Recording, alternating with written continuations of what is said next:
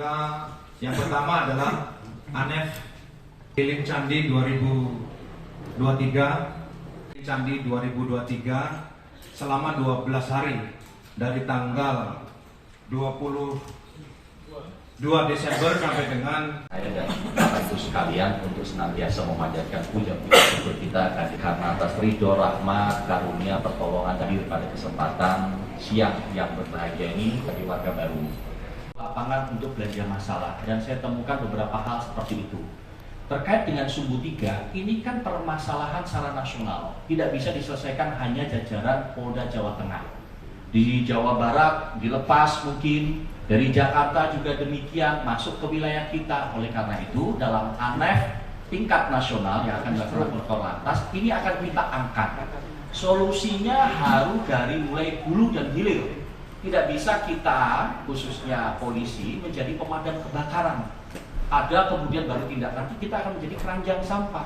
Tetapi harus dipikirkan mereka yang bekerja membawa kendaraan-kendaraan tersebut juga itu juga menyangkut pada kehidupan mereka. Mereka dibayar untuk harus selesai dalam 5 hari, sementara transportasi gajinya dikasih cuma 5 hari, sementara kenyataan dia harus 7 hari. Nah, oleh karena itu kita akan mengangkat di nasional, kiranya nanti ada diberikan semacam sanksi administrasi terhadap perusahaan-perusahaan yang melanggar apabila telah ditentukan skep bersama. Tetapi itu harus tingkat pusat, Mas, tidak bisa tingkat nasional, ya, karena ini menyangkut hajat hidup orang banyak juga.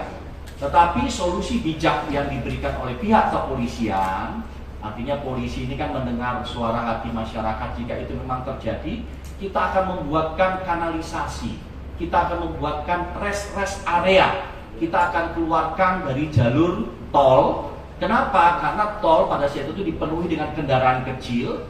Jika ada kendaraan besar Sumbu 3 akan menghambat, memperlambat, apalagi kalau tanjakan. Begitu macet, mogok, maka semua dipanjang, akan terjadi kepadatan yang cukup panjang. Solusinya, ya kalau masuk ke tol akan kita keluarkan, kita siapkan rest area. Kalaupun di tol akan kita tepikan di rest area ataupun dilakukan kanalisasi. Itu berapa cara bertindak yang kita lakukan, Mas, ya. Oke, diminta memaparkan. Saya memaparkan beberapa hal, termasuk saya menyampaikan terkait dengan diet. Rekan-rekan media, coba sekarang kita harus berpikir segala sesuatu itu secara komprehensif, jeluhan. Permasalahan kemacetan itu, kepadatan trouble, tidak hanya serta-merta permasalahan yang menjadi tanggung jawab pihak kepolisian. Tidak.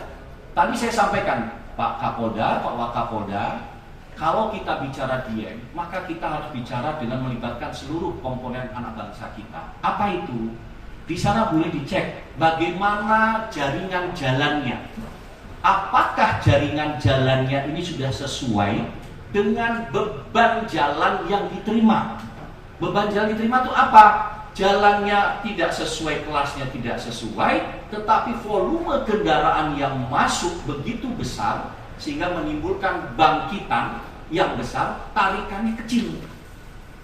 Nah, ini menjadi permasalahan.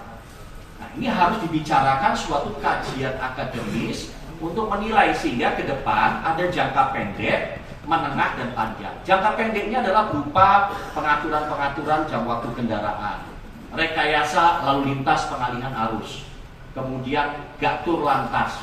Tetapi itu tidak menyelesaikan masalah. Menyelesaikan masalah apa? Jangka menengah harus dipertimbangkan karena itu daerah wisata menjadi PAD bagi provinsi atau daerah, dipersiapkan jalur jaringan jalannya, memperluas ataupun melibatkan jaringan jalannya. Sepanjang itu tidak dilakukan, rekan-rekan, pasti akan terjadi hal yang sama. Terjadi hal yang sama, ya. Sehingga tadi saya sampaikan jangka pendek, menengah, dan panjang dilakukan kajian.